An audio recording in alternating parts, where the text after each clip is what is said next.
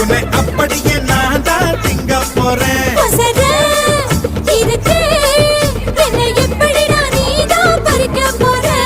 அணிலாக மாறினான், அழகாக தாவினான், அங்கங்க